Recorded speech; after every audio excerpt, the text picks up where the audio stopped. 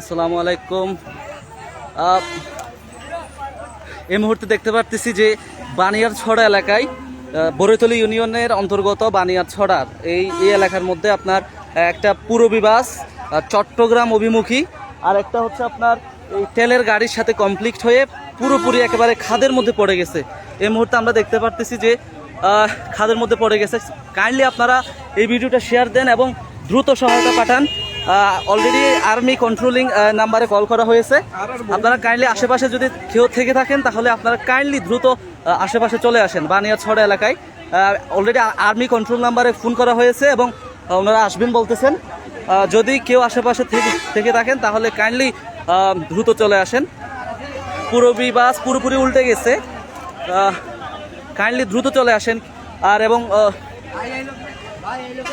Kindly দ্রুত চলে আসেন সবাই। আর হচ্ছে ফায়ার সার্ভিস এবং হচ্ছে যেই সহায়তা বাহিনী তাদেরকে অলরেডি খবর দেওয়া হয়েছে। আমরা চেষ্টা চালাচ্ছি আশেপাশে যারা মানুষ আছে তাদেরকে নিয়ে। কাইন্ডলি ভিডিওটা হচ্ছে আপনারা দ্রুত শেয়ার দিন। আমি এই মুহূর্তে দেখাচ্ছি আপনাদেরকে, একটু কাইন্ডলি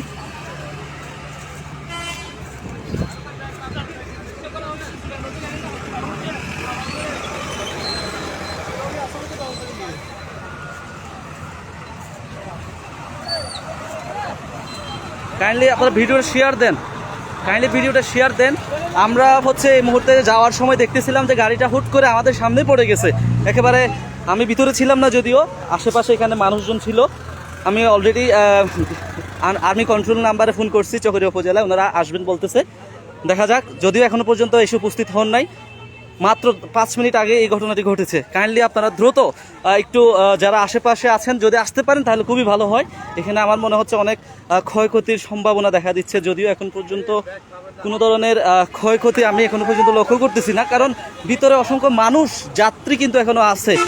আমরা অলরেডি কয়েকজন কিন্তু বের হতে পারছে, কিন্তু বাকিদের এখনো পর্যন্ত কোনো খোঁজ খবর পাওয়া যাচ্ছে না। কাইন্ডলি দ্রুত আসেন, যারা আশেপাশে আছেন একটু কাইন্ডলি ভিডিওটা শেয়ার দেন।